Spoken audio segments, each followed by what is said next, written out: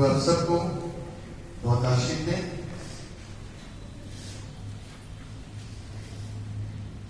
और आप लोग समय निकाल करके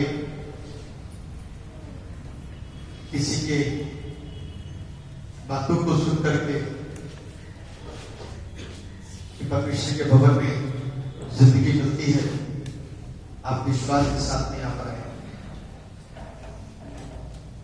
और खाली नहीं जाओगे। ये मेरा वायदा है, ये प्रभु के होकर के वायदा है। यदि आप विश्वासी हो, विश्वास करते हो तो प्रभु के नाम में जीवन को लेकर के जाओ।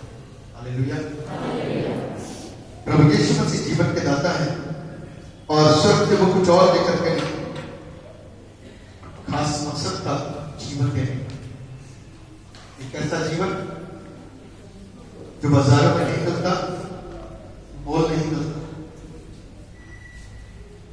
एक ऐसा जीवन जो मुफ्त में मिलता है विश्वास करने के द्वारा और उसके साथ में जुड़ने के द्वारा। आज जब मैं और आप उस जिंदगी के पास आए हैं जो यीशु मसीह है, तो यहां से कुछ लेकर के यदि आज हमारी बुद्धि खुल जाती है तो शायद दोबारा हमको और आपको सिखाने की जरूरत नहीं पड़ेगी।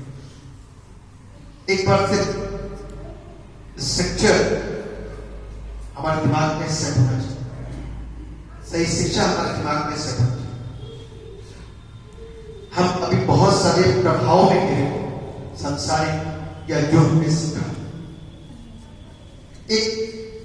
एक बार सच्चाई असर कर जाए, उसे ग्रहण करना, सुनना, लॉजिक लगाना, क्योंकि परमेश्वर ने मुझको आपको प्रेम दिया। एक बार ध्यान देना, जिस दिन ध्यान दे देंगे उस दिन समझ में आएगा कि अब तक जो कुछ भी किया वो सब बेकार था और इसमें जीवन नहीं था, इसमें कोई लाभ नहीं। क्योंकि ऐसा एक व्यक्ति ने कहा, इसलिए मैं कह रहा हूं, और उसका वर्णन बाइबल के अंदर, ऐसा एक व्यक्ति ने कहा, उसका वर्णन बाइबल के अंदर मिलता है। जो बातें कभी मेरे लाभ की हुआ करती थी, आज वो हानि की है। वो सारी चीजें कैसी हैं? कूड़ा, हानि की। क्योंकि कोई चीज में लाभ नहीं होता। एक दिन की खुशी होती है, टीवी लाए नया तो खुशी हुई, गाड़ी लाए नहीं तो खुशी हुई, मोबाइल लाए नया तो खुशी हुई। 2 साल के बाद में उसको इंसान देखता भी, लेकिन जिस दिन आत्मा में भर गए उस दिन की खुशी बढ़ते दम तक खत्म नहीं होती। उस दिन का आनंद मरते दम तक खत्म नहीं होगा और कोई मुझसे और आपसे उस प्रेम को, उस आनंद को छीन नहीं सकता, अलग नहीं कर सकता। कोई भी मुझसे और आपसे उस प्रेम को, उस आनंद को अलग नहीं।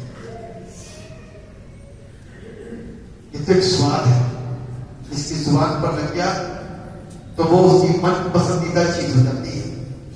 और ये वो सच्चाई है, जिसके जीवन में आ गई तो वो उसी तरफ ही दौड़ता जाएगा और उसके अलावा कोई भी एडवर्टीज नहीं। इस जगह को जहां पर आप बैठे हैं, क्या कहा जाता है? जहां पर आप बैठे हो, इसको क्या कहा जाता है? परमेश्वर का भवन, चर्च, यानी कि धार्मिक स्थल। धार्मिक स्थल में क्या होता है? जीवन की बातें बताई जाती है। आप जीवन की बातों के लिए आए हो या डॉक्टर जैसा इलाज देने के लिए यहां पर आए हो ना? कोई आकर के भी मुझसे बोलेगा पानी साहब दर्द है, तो दर्द कहां दूर होता है? इंजेक्शन लगने से, दवाई खाने से, डॉक्टर के पास जाने से। पथरी कहां दूर होती है? डॉक्टर के पास जाने से। चर्च में बैठे हुए पथरी के लिए। कैंसर कहां दूर होता है? डॉक्टर के पास जाने से। आप कहां बैठे हो? परमेश्वर के भवन में। किडनी कहां ठीक होगी?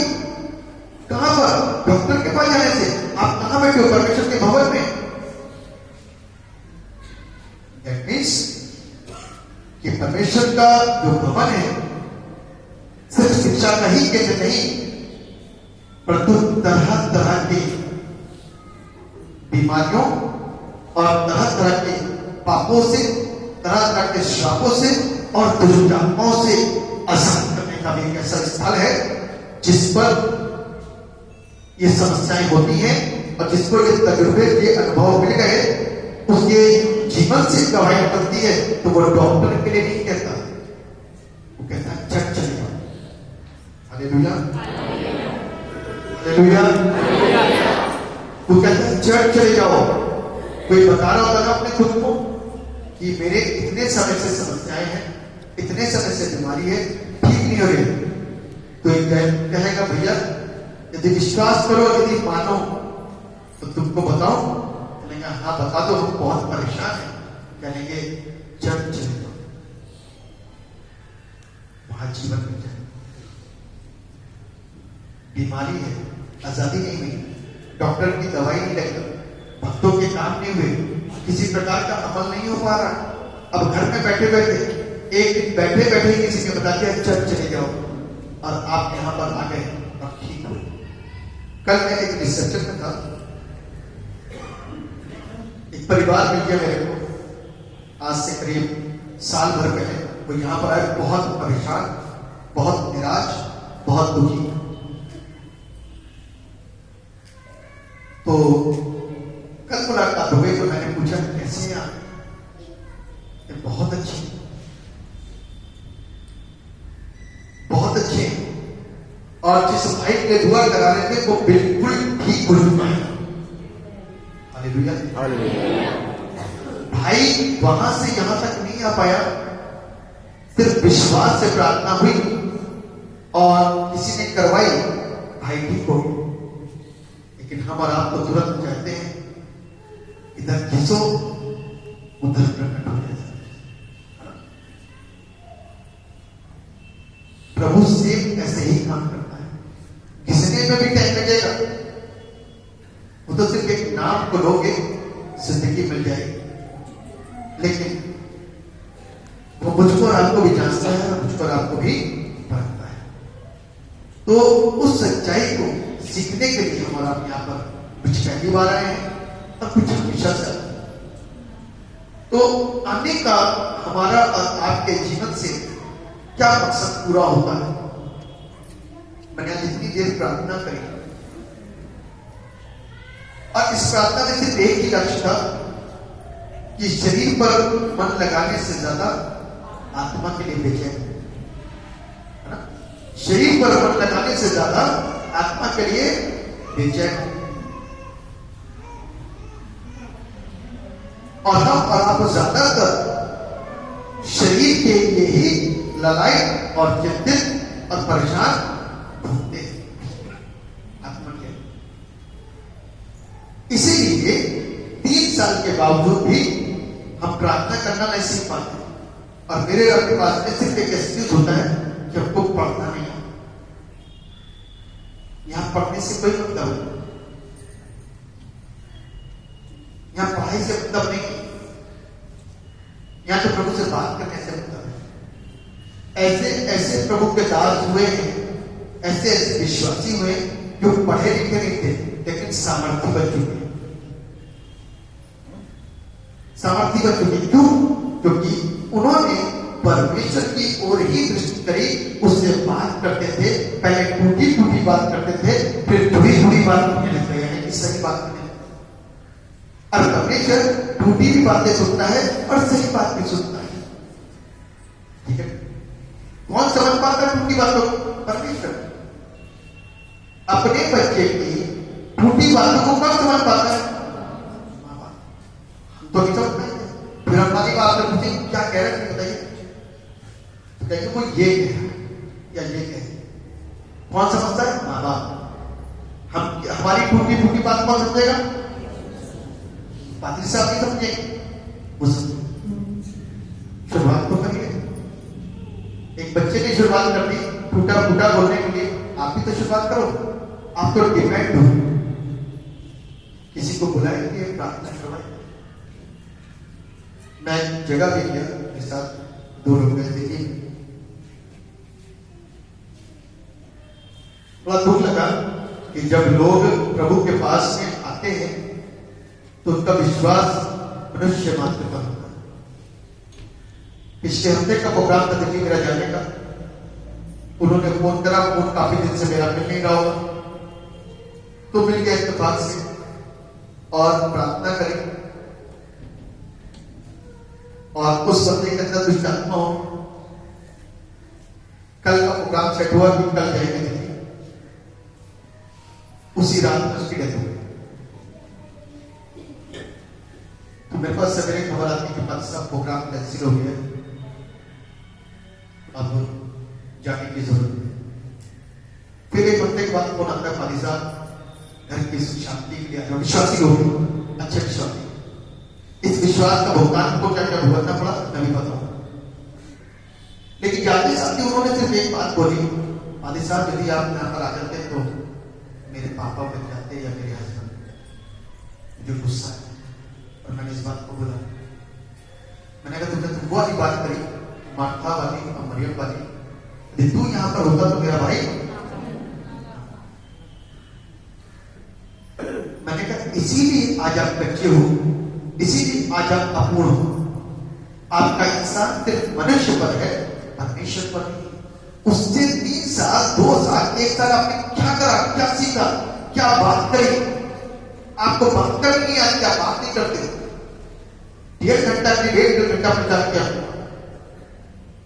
उनको सिखाया कि मनुष्य पर कभी भी विश्वास न करना, वो तो इतना प्यार करने वाला परमेश्वर है कि आपके टूटे शब्दों को भी सुनता है।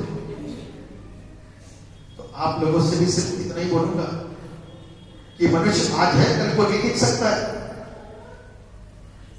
है ना?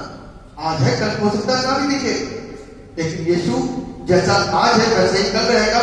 आप चले जाओगे लेकिन वो स्थिर रहने वाला परमेश्वर। हालेलुया। तो उस परमेश्वर पर विश्वास करिए, उसका नाम यीशु है। मान के तो देखो, मैं कोई अलग चीज लगा कह रहा हूं, वो मेरी सुन रहा, आपकी भी सुन रहा, टूटे शब्द भी सुनना, टूटे शब्द भी सुनना, मन की आवाज को भी जानता है। प्यार से उसको आवाज दीजिए, वो आपकी आवाज को सुनेगा। और कितनी जल्दी चंगाई आने लगती है, उससे ज्यादा तेजी के साथ चंगाई आपके विश्वास को बढ़ाती है। हालेलुया।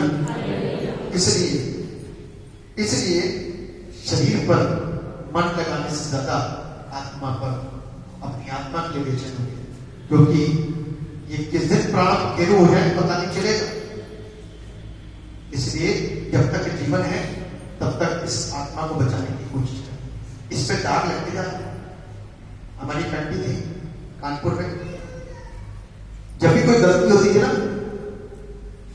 तो कहती थी एक कील ढूंढ गई पाप की, ध्यान रखें।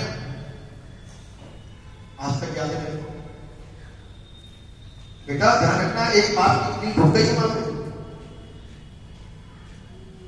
तो ध्यान रखिएगा कि हमारे पापों का जो कील ढूंढ रही है वहां पे भी लिखा जा रहा है, और इसके ऊपर तुरंत एक धब्बा जाता है। कभी आपने देखा इनको ट्यूबरकुलोसिस होती है, उसके धब्बे आ जाते हैं, वो तो दिखाई देते हैं एक्सरे में, लेकिन आत्मा में भी कुछ नहीं दिखाई देगा। आत्मा में सिर्फ प्रभु देख रहा है। आत्मा में कौन देख रहा है? सिर्फ प्रभु देख रहा है। उसके ऊपर जो धब्बे हैं वो प्रभु को दिखाई दे रहे हैं। आप और हम समझ नहीं पा रहे। अब हम अपनी आत्मा को बहुत शुद्ध करते हैं, बहुत पवित्र करते हैं। हम तो ये जमते ही नहीं, हम तो बुरा जिक्र करते हैं, हम अच्छे हैं, हमारी आत्मा अच्छी है। तो ध्यान रखिएगा, ऐसे कौन से गुनाह, ऐसे कौन से पाप हमसे जाते हैं, हमारी दृष्टि में अच्छे हो सकते हैं, लेकिन परमेश्वर की दृष्टि में वो अच्छे नहीं। तो इसलिए हम और आप अपनी आत्मा के लिए बेचैन हो, तब हम आशीष को प्राप्त कर सकते। आइए दुआ शुरू। प्रभु के नाम से दुआ करते हैं कि आज हम वचन की शिक्षा को ग्रहण करने जा रहे हैं। आप हमारी मदद कीजिए ताकि हम आशीष पाए और आपका धन्यवाद। मगर आपके व्यक्तित्व पर परिषद हम कुछ भी सीखने और कुछ भी जानने में असमर्थ हैं। और जब आप का स्पर्श रूह का गुना भाग मुझे प्राप्त होगा तो वचन वो लिखने के जो आप चाहते हैं शिक्षा वो मिलेगी जो आप चाहते हैं। जो मेरी प्रिपरेशन की तैयारी है वो नहीं होगा। आप जो चाहते हैं, जहां पर भी घुमा करके लेकर के जाना चाहते हैं, लेकर के जाना, ताकि हम आशीषों को प्राप्त कर सकें। जहां से भी हमारी आत्मिक उन्नति होती है वहीं पहुंचाना है।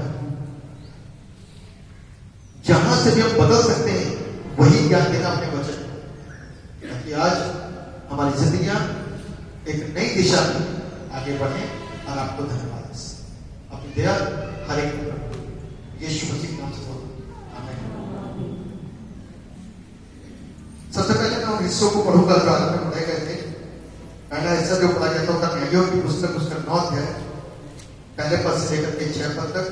दूसरा हिस्सा जो पढ़ा था उत्तरपत्रियों में से इफिसियों 2:14-18। और तीसरा हिस्सा सुसमाचार में से पढ़ा जाता है उत्तरपत्रि रचित सुसमाचार उसका 26 अध्याय उसके 47 पद से लेकर के 56 पद तक। इनसे संबंधित जो आज का थीम है, जो आज का शीर्षक है, वो कुछ इस प्रकार से: strife and violence are the result of human sinfulness. हिंसा, दुख, कष्ट मनुष्य के पाप का परिणाम है। हिंसा, दुख और कष्ट मनुष्य के पाप का परिणाम है। कैसे होता है, आइए सीखते हैं। निकालिए अय्यूब की पुस्तक, अय्यूब की पुस्तक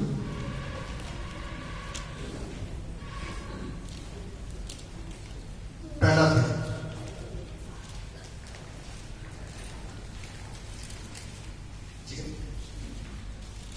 निकाला अय्यूब के। बहुत ध्यान से, जिसके पास बाइबल है अपनी बाइबल को ध्यान से खोल करके जिस जगह पर पढ़ा जा रहा उसको ध्यान से सुनिए।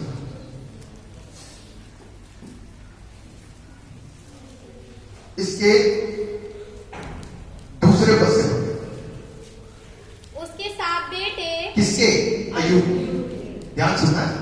उसके 7 बेटे और 3 बेटियां उत्पन्न हुई। कितनी औलादें हो गई?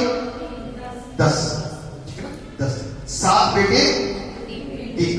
आगे चलेगा बेटा, पढ़ो। उसके 7,000 भेड़ बकरियां, हाँ 3,000 ऊंट, हाँ 500 जोड़ी बैल हाँ। और 500 गधियां हाँ। और बहुत से दास दासियां थी। हाँ वर्ष बस। कितने हैं यहाँ तक? उसके 7,000 भेड़ बकरियां। 7,000 भेड़ बकरी रखने के लिए जगह कितनी होनी चाहिए? और उसके अलावा क्या है?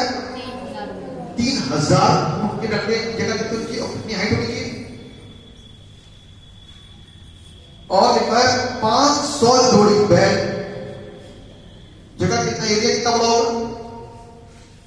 और 500 गधियां और बहुत से दास दासियां थी। पर उसके पास इतनी संपत्ति थी कि पूर्वी देशों के लोगों में से वो सबसे, क्या नाम था इसका? कितनी बड़ी संपत्ति इसकी होगी, आप सोचो। अब जब इंसान के पास में जानवर होते हैं तो क्या सिर्फ जानवर के रखने की जगह होती है? रहने की होती है। तो मतलब कि ये सोचो कि जानवर रखने की जगह कितनी बड़ी होगी और उसका रहने की जगह कितनी बड़ी होगी। अलिका पूर्वी देशों में सबसे ज्यादा बड़ा धनाढ़ है, अमीर। ठीक है, आगे चलकर बेटा पढ़ो। उसके बेटे बारी बारी से एक दूसरे के घर में खाने पीने को जाया करते थे। हाँ और अपनी तीनों बहनों को अपने संग खाने पीने के लिए बुलावा भेजते थे। हाँ जब जब भोज के दिन पूरे हो जाते तब तब अय्यूब उन्हें बुलवाकर पवित्र करता और बड़े भोर को उठकर उनकी गिनती के अनुसार होम बलि चढ़ाता था। हाँ क्योंकि अय्यूब सोचता था, हाँ। कदाचित मेरे लड़कों ने पाप करके परमेश्वर को छोड़ दिया हो। हाँ। इसी रीति अय्यूब सदैव किया करता था। जी, कितना अच्छा लिखा है। भाई बहन के घर में खाना खाने जा रहा है, बहन भाई के घर में खाना खाने जा रही है। अब 10 भाई बहन आपस में बहुत जल्दी जल्दी भोज कर लिया करते होंगे, आपस में बहुत जल्दी खाना ना खा लिया करते होंगे। और बाइबल क्या बता रही है कि इस बीच में इन लोगों के द्वारा पाप ना हो जाए, इसलिए अय्यूब क्या करता था, लिखा है बड़े भोर को उठकर उनकी गिनती के अनुसार होम बलि चढ़ाता था, क्योंकि अय्यूब सोचता था कदाचित मेरे लड़कों ने पाप करके परमेश्वर को छोड़ दिया हो। ऐसा क्यों सोचता है कि मेरे बच्चों ने ऐसा ना हो कि जब हम किसी काम को कर रहे होते तो करते करते करते करते इतने ज्यादा उत्साहित हो जाते हैं, कहीं पाप हो जाता है और हम समझ नहीं पाते, है ना? पाप हो जाता है और हम उसको समझ नहीं पाते। इस चीज को अय्यूब समझ रहा था, इस चीज को अय्यूब समझ रहा था। और अय्यूब क्या कहता है, अय्यूब इस बात को कहता है कि कहीं मेरे बच्चों से परमेश्वर के खिलाफ में कोई पाप न हो जाए, इसलिए होम बलि चढ़ाए।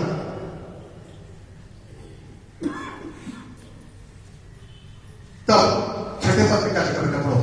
एक दिन हाँ यहोवा परमेश्वर के पुत्र उसके सामने उपस्थित हुए हाँ और उनके बीच शैतान भी आया। हाँ यहोवा ने शैतान से पूछा, हाँ तू कहाँ से आता है? हाँ शैतान ने यहोवा को उत्तर दिया, हाँ पृथ्वी पर इधर उधर घूमते फिरते और डोलते डालते आया हूँ। हाँ यहोवा ने शैतान से पूछा, क्या तूने मेरे दास अय्यूब पर ध्यान दिया है? हाँ क्योंकि उसके तुल्य खरा और सीधा और मेरा भय मानने वाला और बुराई से दूर रहने वाला मनुष्य और कोई नहीं है। बस धन्यवाद। परमेश्वर ने शैतान से कहा, क्या तूने मेरे दास अय्यूब को देखा कि वो कितना खरा अब परमेश्वर का भय मानने वाला है? शैतान का नजरिया अलग और परमेश्वर का नजरिया अलग। शैतान का नजरिया हमेशा गिराने का होता है, परमेश्वर का नजरिया हमेशा अंदर तक झांकने का होता है। वो अय्यूब को वहां से काउंट नहीं कर रहा था कि अय्यूब कितना बड़ा फूला हुआ है। तो परमेश्वर के एक सेकंड वाले घंटे की बात है, सेकंडों के अंदर सब कुछ कर सकता है। वो अय्यूब को उसके विश्वास के अनुसार जान के परख करके और सारी चीजों को देख करके शैतान से बात करने लगा। तूने मेरे दास को देखा, इसका नाम अय्यूब है और वो खरा और परमेश्वर का भय मानने वाला है। तब शैतान क्या बोलता है, पढ़ो। शैतान ने यहोवा को उत्तर दिया, हाँ। क्या अय्यूब परमेश्वर का भय बिना लाभ के मानता है? हाँ तो लोग यही बोलते हैं ना, शैतानी स्वभाव तुरंत ये बोलता है, क्या परमेश्वर जितने लोग बाहर खड़े एक दिन जाए वो बोल के आए ये अंदर बैठे, यही बचे। तो शैतान क्या बोलता है कि क्या अय्यूब बगैर लाभ के तेरी महिमा करता? क्या क्या कर रखा था परमेश्वर ने अय्यूब? निद्रा पढ़ो आगे। क्या तूने उसकी ओर हाँ और उसके घर की एक ध्यान से सुनिएगा। अक्सर कितने लोग यहाँ पर बैठे हैं जो हर हफ्ते यहाँ पर वो कराने के खड़े जाते हैं, जो हर हफ्ते तेरे पानी के करके खड़े जाते हैं। आप ध्यान से सुनना, ध्यान से सुनना। यदि आपके पास में बाइबल हो तो अपनी बाइबल को खोल करके रखें और ध्यान से सुनना क्या लिखा हो। पढ़ो बेटा। क्या तूने उसकी हाँ और उसके घर की हाँ और जो कुछ उसका है हाँ उसके चारों ओर बाड़ा नहीं बांधा? क्या तूने उसकी और जो कुछ उसका है और उसका घर उसके चारों ओर अपने बाड़े को नहीं बांधा है? क्या तूने उस बाड़े को नहीं बांधा? शैतान को बाड़ा दिख गया, शैतान को बाड़ा दिख गया। ध्यान रखिएगा, आपके ऊपर इन्हीं को अटैक क्यों नहीं कर पाता? क्योंकि बाड़ा दिखता है इसको। हालेलुया। बपतिस्मे के वक्त में एक ऐसा बाड़ा दिखता है मेरे चारों ओर कि शैतान उसको देख लेता है और इसीलिए वो प्रभु के लोगों को छू नहीं सकता। आगे चलेगा प्रभु। तूने तो उसके काम पर हाँ आशीष दी है। तूने तो उसकी कंपनी पर यहाँ पर लोग कहते हैं वाले साहब काम नहीं चल रहा, बिजनेस नहीं चल रहा, ये हो गया, लॉकडाउन हो गया, ऐसा हो गया, सैलरी कम हो गई, ये हो गया, वो दुनिया भर की चीजें हो गई। अब रो है प्रभु क्या कह रहा है कि तूने तो उसके काम को भी आशीषित कर रखा है। आगे क्या कहा? और हाँ। देश भर में फैल गई है और उसकी संपत्ति देश भर में फैल गई, दुनिया के कोने कोने में फैल गई उसकी संपत्ति। आगे चल पढ़ो। परंतु अब अपना हाथ बढ़ाकर हाँ। जो कुछ उसका है उसे छू, हाँ। तब वे तेरे मुंह पर तेरी निंदा करेगा। देखो जी, शैतान ने क्या कहा? शैतान ने कहा कि अब तू एक काम कर, अपना हाथ बढ़ा और जो कुछ उसका उसको छू दे, यानी कि बाड़ा हटा दे।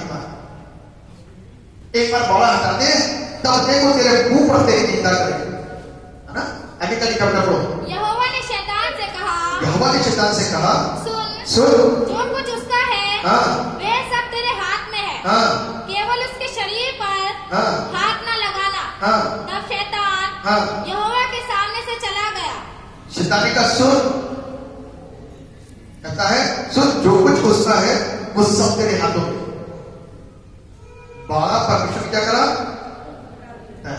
अब उसके हाथों में सौंप रहा, कहता जो कुछ उसका है ना, सब कुछ तेरे हाथों में करता हूं, बस उसके शरीर पर हाथ ना लगा। आगे क्या लिखा पढ़िए। एक दिन हाँ। अय्यूब के बेटे बेटियां हाँ। बड़े भाई के घर में खाना खा रहे। अब सुनो, ध्यान से सुनो, बड़े ध्यान से, इधर उधर डिस्टर्ब मत लो, बड़े ध्यान से सुनो। अब क्या लिखा हुआ? एक दिन अय्यूब के बेटे बेटियां हाँ। बड़े भाई के घर में हाँ। खा रहे और दाख मधु पी रहे थे। हाँ। तब एक दूत अय्यूब के पास आकर कहने लगा, हाँ। हम तो बैलों से हल जोत रहे थे। हाँ। और गधियां उनके पास चल रही थी। हाँ। कि शबा के लोग धावा करके उनको ले गए। हाँ। और तलवार से तेरे सेवकों को मार डाला। हाँ। और मैं ही अकेला बचकर तुझे समाचार देने को आया हूँ।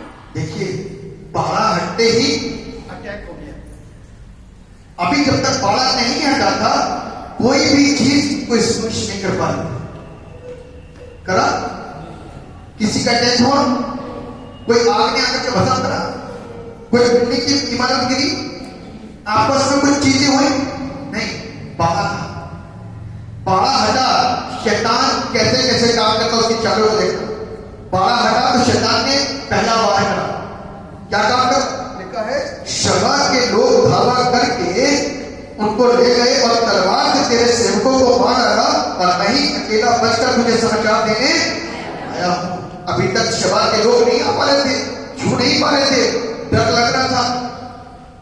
लेकिन अब क्या हुआ? अब उन लोगों ने धावा कर दिया, धावा बोल दिया, और लोगों को तलवार से मार गिराया। आगे क्या लिखा? सुनना पड़ा। वह अभी ये कह ही रहा था। हाँ। कि एक और भी आकर कहने लगा, हाँ।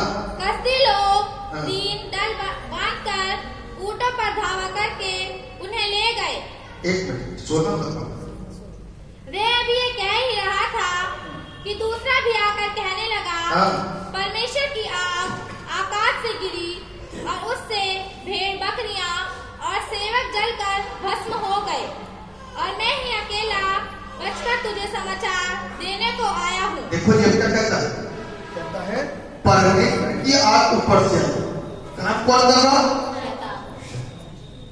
समाचार देने वाला क्या कर रहा? परमेश्वर की आग ऊपर से आई और सब कुछ भस्म कर दिया। अभी तक तो आग नहीं आ रही थी, घर में आग भी नहीं लग रही थी, लेकिन अब जैसे ही बाड़ा हटा, वैसे ही आग ने भी अपना काम कर दिया। आगे वह अभी ये कह ही रहा था कि एक और भी आकर कहने लगा, कसदी लोग 3 दल बांधकर ऊंटों पर धावा करके उन्हें ले गए, और तलवार से तेरे सेवकों को मार डाला, और मैं ही अकेला बचकर तुझे समाचार देने को आया हूँ। अब कसदियों ने भी ऊंटों के द्वारा ऊंटों पर धावा बोला और उसको लेकर चले गए और दासों की तलवारों से मार के गिरा दिया। आगे क्या लिखा हुआ? वह अभी ये कह ही रहा था। हाँ। कि एक और भी आकर कहने लगा, हाँ। तेरे बेटे बेटियां बड़े भाई के घर में खाते और दाख मधु पीते थे कि जंगल की ओर से बड़ी प्रचंड वायु चली, हाँ। और घर के चारों कोनों को ऐसा झोंका मारा कि वह जवानों पर गिर पड़ा और वे मर गए, और मैं ही अकेला बचकर तुझे समाचार देने को आया हूँ। देखो जी, एक जन बसता है जाकर के बताने, अय्यूब को बता रहा जाता है। शबा के लोगों ने धावा बोला, आग आ गई, कसदियों ने धावा दे दिया, और एक प्रचंड वायु ऐसे झोंके के साथ की चारों कोनों से मैदान गिरा और तेरे बेटे बेटे सब अय्यूब की 10 औलादें, जाने हजारों की तादाद में जानवर और हजारों की तादाद में दाल सब खत्म हो गए एक झटके में। कब? जब बाढ़ है। क्या हुआ? जब बाढ़ हटा। कौन सा बाढ़? जो प्रभु ने हमारे चारों ओर बांधा। आज शैतान जो छूटा है ना, हम लोग सोचते हैं ऐसे ही हो रहा है, वो ऐसे ही करता है, रास्ते में रह जाएगा, एक्सीडेंट करवा देगा, हॉस्पिटल में पहुंचा देगा, तरह तरह की बीमारियां करवा देगा, बहुत कुछ झगड़े करवा देगा। शैतान का काम प्रबल और प्रभावित इसलिए हो रहा है जो जब परमेश्वर से दूर है। और ये कहता है कि हर वक्त ये अपने बच्चों के लिए चिंता करता था और होम बलि करता था, इसलिए परमेश्वर के साथ में अपने रिश्ते को बना के रखता था, रोज भोर को उठ करके उसको धन्यवाद देता था और इस वादे को पक्का बना करके रखता था। परमेश्वर ने इसकी किसी विश्वासयोग्यता को देखा, सब कुछ हो गया, आखिर में क्या कहता है 20वें पद में, तब अय्यूब उठा हाँ, और बागा फाड़ा, हाँ, सिर मुंडाकर भूमि पर गिरा और दंडवत करके कहा, मैं अपनी माँ के पेट से नंगा निकला और वहीं नंगा लौट जाऊंगा। हाँ। यहोवा ने दिया और यहोवा ही ने लिया, यहोवा का नाम धन्य है। कोई ऐसी मृत्यु पर कुछ इस तरीके से अपना जवाब दे सकता है? चलो एक मृत्यु हो गई, चलो मान गए, 2 हो गई, ये भी मान गए, उसकी तो जिंदगी तबाह हो गई पूरी की पूरी। कोई ऐसा इस तरीके से थैंक्स कर सकता है? दंडवत करके परमेश्वर को प्रॉपर तरीके से दंडवत करा और कहता मैं मां के घर से धक्का आया था, कहीं लौट करके जाऊंगा, जिसने दिया उसने लिया, उसका नाम मुबारक हो। ऐसा कोई कर सकता है? कोई विश्वासी यहां पर बैठा हो? कोई नहीं कर सकता। हमारे तो अश्रु नहीं रुकते, हमको दुख, हमारे अंदर से दुख नहीं जाता एक के भी जाने से, क्योंकि हमारे संबंध है। लेकिन ये कैसा लगती है, या तो ये या तो ये अपने लोगों से प्यार नहीं करता था, या तो इसको अपने परिवार में अपने बच्चों से मोहब्बत की थी, अपने लोगों से मोहब्बत की थी, अपने जानवरों से मोहब्बत की थी, अलग किस्म का व्यक्ति था, या ये अपने सारे परिवार से प्यार मोहब्बत करता था, लेकिन उन सब के ऊपर ये परमेश्वर से था।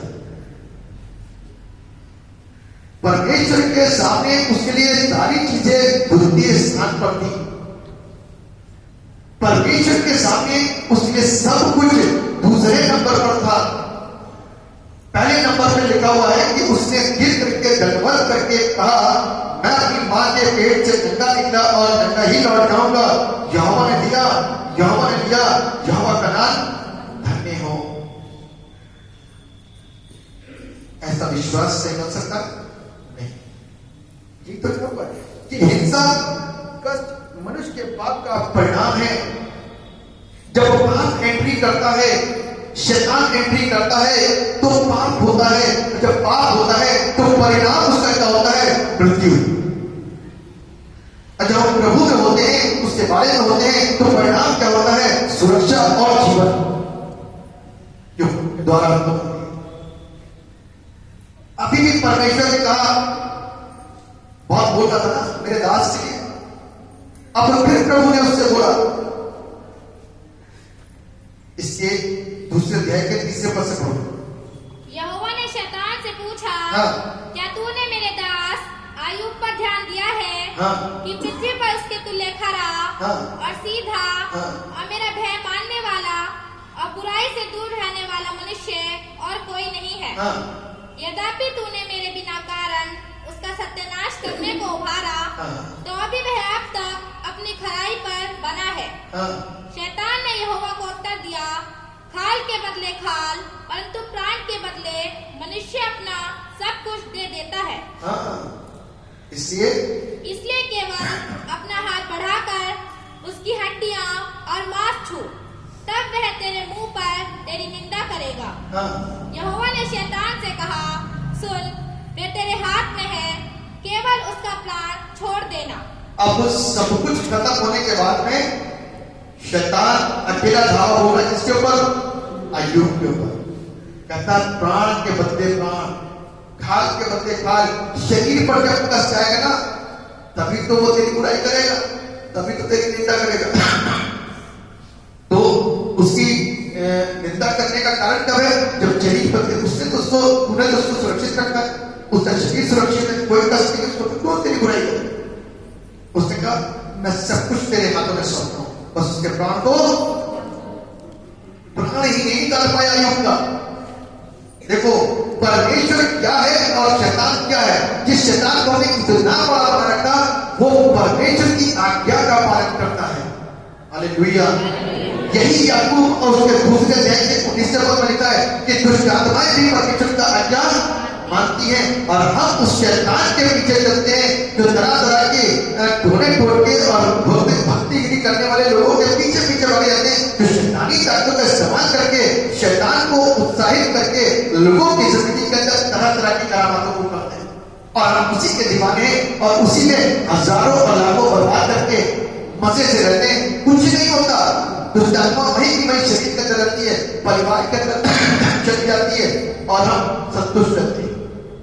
लेकिन जो जिंदगी का देने वाला है उसके पास आना और उसे स्वीकार करना हमारे बस की बात नहीं है।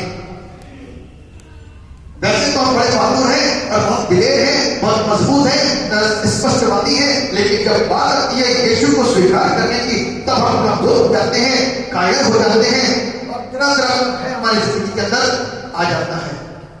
अब दिलेरी कहां गई? उस परमेश्वर को स्वीकार करने का वक्त आया तो उसको स्वीकार नहीं किया।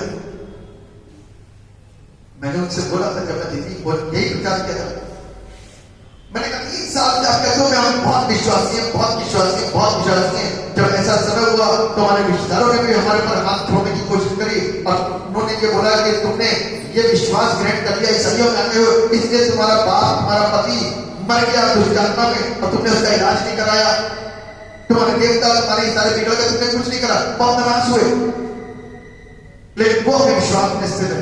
लेकिन कहीं ना कहीं कमी है, जो बड़ा प्राप्त करने का अवसर बपतिस्मा होता है उससे हमने 3 साल लगा दिए, 4 साल लगा दिए, 5 साल लगा दिए, एक बार भी नहीं बोला कि हम इस विचार रखते हैं। मैंने कहा कहां है तुम्हारा विश्वास? चुप। तो सत्ता यही है कि हम सिर्फ शब्दों से चलते हैं और अपने विश्वास को नहीं दिखा पाते, प्रकट नहीं कर पाते। यहां पर क्या हुआ? शैतान को मौका मिला तो उसने बीमार बना दिया। फोड़े किसी के शरीर में आ जाएंगे तो डॉक्टर के पास जाएगा। लिखा है फोड़े आ गए, ठीकरा यानी कि पत्थर का टुकड़ा लेकर के खुजलाता था, इतनी खुजली लगती होगी उसको। उसकी पत्नी को सुरक्षित रखा शैतान ने, जो कमजोर बात थी, जो परमेश्वर से इतना निकटता में नहीं थी, उस पत्नी को उसने संभाल के रखा कि एक इसको चढ़ाती रहना, बस तेरा काम क्या है चढ़ाने का। आपने कभी देखा कि रात में आप लोग आते हो या कभी जाते हो, जितने भी होटल रेस्टोरेंट पड़ते हैं तो वहां एक डंडा लेकर के खड़े होते बुलाते हैं, जाओ हमारे यहाँ खाना खाओ, हमारे देखा ऐसे ही स्त्री को रखा, तेरा काम क्या चढ़ाने का, चढ़ाती है बस। अभी भी अपने प्रभु को मानेगा, अभी भी उसका साथ देगा, अभी भी उसकी इबादत करेगा, अभी भी जिसमें भी उसका नाम धन है, कहता हाँ अभी भी। हालेलुया। हाँ अभी भी बाइबल कहती है कि इसमें भी अय्यूब ने पाप नहीं किया। हालेलुया। इस विश्वास को परमेश्वर ने देखा था, इस विश्वास को परमेश्वर ने अय्यूब के अंदर देखा था, इसीलिए उसने शैतान से इस बात को बोला, क्या तूने मेरे दास अय्यूब को जो खरा और परमेश्वर का भय मानने वाला है क्या ध्यान दिया? हमारा ध्यान तो तेल और पानी पर रहता है। अब पानी साहब आए तो सारे लोगों के ऊपर एक बार हाथ रखते हुआ हो ही जाए, लगे हाथ सबके ऊपर हाथ फिर जाए, गलत। प्रभु पर विश्वास करो, अपने पेट को बड़ा करो, अपने ईमान को बड़ा करो। छोटी छोटी चीजों के परमेश्वर के पास में जाओ, बड़ी बड़ी चीजों के परमेश्वर के पास जाओ। कब तक निर्भर रहोगे इंसान के ऊपर? पूरा हो जाएगा, शरीर हाथ उठाने के काबिल भी नहीं रहेगा, तो भी आप गिरो बेटा। आओ परमेश्वर के भवन में आओ, लेकिन तब तक स्ट्रॉन्ग होकर के आओ। हालेलुया। बपतिस्मा ले लो, तब तक कमजोर ना रहो। बारह तो खिंचवाए नहीं आपने। तो ये हमारा फेथ का लेवल है। बाइबल क्या कहती है कि तरह तरह के जो पाप है ना, जो हमारे ऊपर हावी हो जाते हैं, उसका कारण ये है कि हम अपने जीवन के अंदर उस मजबूती में नहीं आ पाए हैं जो मजबूती हमको ले लेनी चाहिए। अब तक बाइबल क्या कहती है, समय के हिसाब से तो तुमको गुरु हो जाना चाहिए था। अभी भी तुम कैसे हो, दूध पीते बच्चे। अभी भी आपको यदि दूध पिलाया जाए, खाना ना दिया जाए, तो बताओ कैसा होगा। लोग क्या बोलेंगे हमको सुनकर। यदि अभी भी आप सारे के सारे जितने बड़े हो, रोटी और खाना ना दिया जाए, अभी भी सब बोतल से दूध पीते रहो, तो लोग क्या कहेंगे कि अलग जमाने के लोग हैं, बेवकूफ हैं, मूर्ख हैं। बोले कि बोले हम मसीहत में 3 साल 4 साल 6 साल 7 साल बढ़ने के बावजूद आज भी दूध पी रहे हैं, वही थोड़ी सी शिक्षा लेकर के आगे बढ़ रहे हैं। तो मुझको और आपको अभी तक कुछ भी ज्ञान नहीं है, और इतना समय बर्बाद कर जाने के बाद में तो हमको गुरु बन जाना चाहिए था। लेकिन आज भी हम कैसे हैं, कमजोर बालक, छोटे से दूध पीने वाले। नहीं नहीं अभी नहीं, अभी नहीं है, अभी भी बोतल से दूध पी। मजबूत हो, मजबूत हो, मजबूत होना, स्ट्रॉन्ग होना। जब हम स्ट्रॉन्ग होंगे तो प्रभु की आशीष हमारे जीवन में अवश्य है।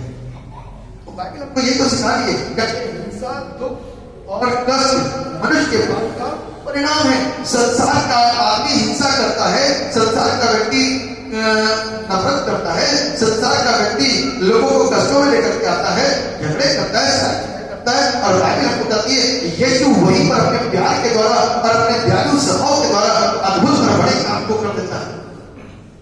निकाल लीजिए मत्ती रचित सुसमाचार,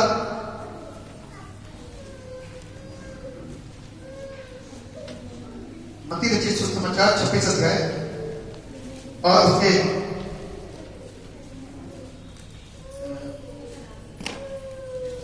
51 वर्ष को पढ़ेंगे। यीशु के साथियों में से हाँ। एक ने हाथ बढ़ाकर हाँ। अपनी तलवार खींच ली हाँ। और महायाजक के दास पर चलाकर हाँ। उसका कान उड़ा दिया। हाँ बस ये प्रोसीजर मैं आपको बता रहा हूँ, ध्यान से सुनिएगा, क्योंकि अमूमन आपको यीशु मसीह का जन्म याद रहता है जो अभी नए विश्वास में, और क्रूस पर टके हुए प्रभु यीशु मसीह दिखाई देते हैं। लेकिन बीच में क्या हुआ इसके विषय में जानकारी आपको मालूम है कि यीशु मसीह को लोगों ने पकड़ने की कोशिश करी, षड्यंत्र रचा। मालूम क्यों? आप बताओ कि षड्यंत्र क्यों रचा?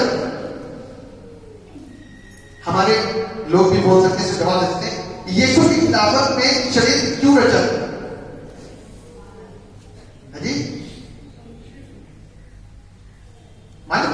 क्योंकि वो लोगों को जीवन दे रहा था, इसलिए षड्यंत्र रचा गया। चंगा कर रहा था, इसलिए षड्यंत्र रचा। मुर्दों को जिंदा कर रहा था, इसलिए षड्यंत्र रचा गया। और अंधों को आंखें दे रहा था, इसलिए षड्यंत्र रचा गया। लंगड़ों को चला रहा था, इसलिए षड्यंत्र, क्योंकि सबके पेट में आत्मा नहीं थी। और उनका कहना था कि ये अपने आप को परमेश्वर का पुत्र बताता है। अब एक बात बता दो कि डॉक्टर किसी अंधे की आंखों को वापस ला सकता है? भाई मेडिकल में ट्रीटमेंट जहां पर होता है वो डॉक्टर करता है। डॉक्टर से ज्यादा ज्ञान एक साधारण इंसान को नहीं होगा।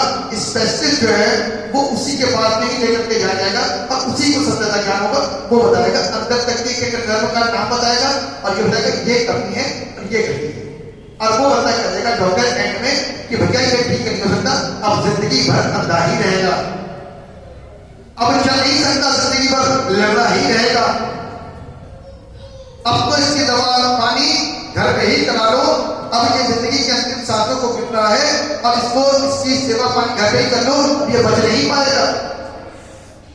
ये डॉक्टर के स्टेटमेंट होते हैं। लेकिन अब जब डॉक्टर नहीं कर पाता तो हमारा कहां आते हैं? जीवन के दाता। पहले भक्तों के पास में ढूंढते हैं, उसके बाद में कहा जाते हैं चर्च में। पता चला कि लंगड़ा चलने लग गया, अंधा देखने लग गया। तो अब ये आश्चर्यचकित कार्य कौन कर रहा है? कौन कर रहा है? परमेश्वर। तो वो अपने आप को गलत कह रहा है क्या? क्या सन ऑफ गॉड? वो गलत नहीं कह रहा है कि मैं परमेश्वर का पुत्र हूं। अब वो सच बोले कि मैं परमेश्वर हूं, तो लोगों को क्या लगेगा कि परमेश्वर इस तरीके से जमीन पर घूम रहा है। तो हाँ, वो परमेश्वर ही था। वो मेरे और आपके खातिर उसको जमीन पर घूमना था, क्योंकि उस शरीर को जिसको लेके आया था उसके खून का निकलना बहुत जरूरी था, क्योंकि उसका खून पाक था, उसका खून पवित्र था, उसका खून शुद्ध था। और ये अपवित्र व्यक्ति को शुद्ध करने के लिए, पवित्र करने के लिए एक मात्र पाक पवित्र लहू की जरूरत थी, जिसको प्रभु यीशु मसीह ने धरती पर आकर के बहाया उस क्रूस के ऊपर, ताकि ये अपवित्र व्यक्ति जीवन प्राप्त करे। उसके पाक लहू के बहने से जब उसका पाक लहू इस अपवित्र जीवन के ऊपर बहेगा, तो ये अपवित्र जीवन उसके लहू से द्वारा शुद्ध हो जाएगा। हालेलुया। इस यीशु को पकड़ने के लोग आए थे क्योंकि वो अच्छे काम कर रहा था। अब पकड़वा कौन रहा है? उसके अपने चेले। पकड़वा कौन रहा है? उसके अपने चेले। चिन्ह क्या दिया? जिसको मैं जाकर के चूम लूं तो समझ लेना वही है, उसी को पकड़ लेना, है ना? अभी मैं आपके बीच में भीड़ में खड़ा हो जाऊं बगैर ड्रेस से तो पहचान ही जाओगे। तो कौन पहचानेगा? कोई अपने ही बताएगा। पादी साहब के गले में जब मैं हाथ डालूं तो समझ जाना कि वही है? समझ जाना वही है। तो ठीक कुछ ऐसे ही करा। यीशु मसीह को जाकर के उसने चूमा, उसका नाम था यहूदा इस्करियोती, और चूमा। तब प्रभु यीशु ने उससे क्या कहा? जो काम को करने का तू आया है उसी को कर। प्रभु सब जानते हैं, हमारे मन के हालातों को जानते हैं, हर एक चीज को जानते हैं। और तब प्रभु यीशु मसीह ने क्या कहा? जब इस तरीके से पकड़ने के लोग आगे बढ़े तो पतरस, जिसका नाम एक बड़ा अच्छा बोला था, जल्दबाज पतरस ना, बहुत जल्दबाजी के साथ सारे काम करता है, उसने अपनी म्यान से तलवार निकाली और तलवार खींची और मारी और एक का कान काट दिया। तब प्रभु यीशु मसीह ने साथ में रहने वाले, मदद करने वाले, सहायता करने वाले, उसके पक्ष में बोलने वाले से क्या कहा कि जो तलवार चलाते हैं वो तलवार से ही। उसने ये नहीं कहा कि तूने तो शाबाश बेटा फेवर में काम किया, बहुत अच्छी बात है। उसने जो तलवार चलाते हैं वो तलवार से ही नाश किया। और प्रभु यीशु मसीह ने उससे कान को उठाया और कान को लगा दिया। मैं ये सोचता हूं कि वो बंदा वापस प्रभु यीशु मसीह को छुआ नहीं। इतना तो विश्वास करके मैं बोलता हूं, उस बंदे ने प्रभु यीशु मसीह को छुआ नहीं होगा कि उसने जिसका कान प्रभु ने जोड़ दिया और उसका कान प्रॉपर ऐसे ही सुन रहा है वैसे ही काम। ध्यान रखिएगा, प्रभु यीशु मसीह को इस तरीके से पकड़ाया गया क्योंकि वो अच्छे काम कर रहे हैं। आज भी अच्छे काम करने वाले के विरोध में लोग खड़े हुए हैं। चर्च में लोगों को सत्या मिलती है तो लोगों का एतराज होता है। चर्च में लोग जगे होते हैं तो वहां पर लोगों को एतराज होता है। अच्छे काम करने वालों के खिलाफत में लोग दुनिया पड़ी कहती धर्मांतरण हो रहा है। लेकिन हम और आप ज्ञान की बातें बताते हैं, सच्चाई की बातों को बताते हैं तो लोगों को बुरा लगता है। इसलिए कठिन है, लेकिन हमको और आपको विश्वास में स्थिर और मजबूत होने की जरूरत और आवश्यकता है, क्योंकि वो हमारे बीच में उस दीवार को तोड़ने के लिए आ गया। इफिसियों के अंदर उसका वर्णन किया गया है। इफिसियों के अंदर उसका वर्णन किया गया है। इफिसियों की पुस्तक उसका दूसरा अध्याय इसका 14वें पद से लिखा हुआ है, क्योंकि वही हमारा मेल है जिसने दोनों को एक कर दिया और अलग करने वाली दीवार को जो बीच में थी ढा दिया। अलग करने वाली उस दीवार को जो बीच में थी उसको क्या कर दिया? मेरे प्रियो, प्रभु ने उस दीवार को अलग कर दिया। आज कुछ नीच, छोटा बड़ा, ये जाति वो जाति, गोरा काला, मांगले अमांगले, एक दीवारें बनी हुई हैं। कर पाए। आज भी लोगों के अंदर विराजमान है, लेकिन प्रभु के लोगों के अंदर ऐसी छुआछूत और इस प्रकार का भेदभाव नहीं है। जो कोई आए प्रभु के पास आए वो जीवन पाएगा। हालेलुया। यहाँ पर किसी से कभी भी आपसे किसी से जाति पूछी गई भैया कौन सी जाति से हो, कौन सी बिरादरी से हो, कभी नहीं। जो भी आएगा प्रभु उसको स्वीकार करता है। कभी किसी से मैंने ना जाति पूछी ना धर्म पूछा, किसी से नहीं पूछा। जो प्रभु के पास जाता है वो जिंदगी पाता है। मैं इतना जानता हूं कि वो इंसान है और वो प्रभु के घर में आया है और उसको जीवन की दरकार है और उसको जिंदगी मिलनी चाहिए। जिंदगी इस वचन में है। जो कोई विश्वास के साथ में इस वचन को स्वीकार करता है वो आशीषित होता है।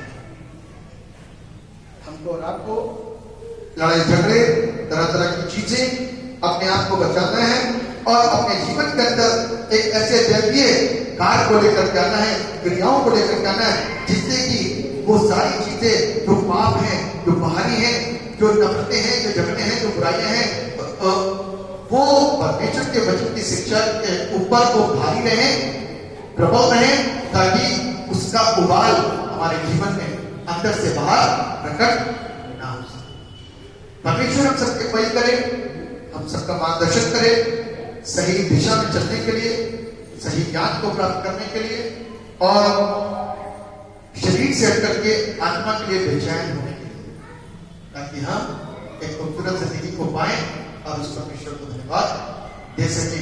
अय्यूब जैसा एक प्रभावी जीवन जो मनुष्य था और मनुष्य होने के बाद में इतना विश्वासी, सब कुछ खो गया, सब कुछ चला गया, इतना विश्वासी बना रहा, ऐसा हम भी बन सकते हैं क्योंकि वो भी पाप से पैदा हुआ और हम भी पाप से पैदा हुए हैं। उसने प्रभु पर विश्वास किया और हमारा विश्वास अधर में है या मजबूत है या कच्चा है, वो डिपेंड करता है। लेकिन जब एक विश्वासी बन सकता है, पौलुस विश्वासी बन सकता है, सब विश्वासी बन सकते हैं, तो हम भी बन सकते हैं। कोई कमजोरी नहीं है हमारे पास, कोई कमी नहीं, सारी चीजों की प्राप्ति हम और आप कर सकते हैं। तो परमेश्वर हम सबको आशीष और बरकत दे और इस वचन से हमको निरंतर शिक्षित करे, ताकि हम उत्तम ज्ञान को सीख करके ज्ञान के द्वारा अपने ज्ञान को बढ़ाएं, शरीरों के चक्कर में परेशान। परमेश्वर आप सबको बड़ी आशीष जीवित और समर्पित पिता परमेश्वर, धन्यवाद देते हैं उन आशीषों के लिए जो प्रभु से बात के द्वारा आपका पाया। हर एक के साथ हुई, सुनने वाले, बताने वाले, सिखाने वाले को आशीषित करिए और उन्हें पाए कि वचन हमारी जिंदगी के अंदर घर करें और इस बात को ज्ञान पाए कि हमारी जिंदगियों के ऊपर परमेश्वर का पवित्र लहू का बाड़ा है, तो हमको परमेश्वर के प्रेम से कोई अलग नहीं कर सकता। दया करिए, आपकी लहू में सब कुछ छिपा देते, आपकी आशीष से दया करिए, आसमान बरकत से भर दीजिए, सब विश्वास बढ़े और आपके नाम को धन्यवाद करते पिता कि आपने सारा दर्द हुआ का अपने नाम सुनिए और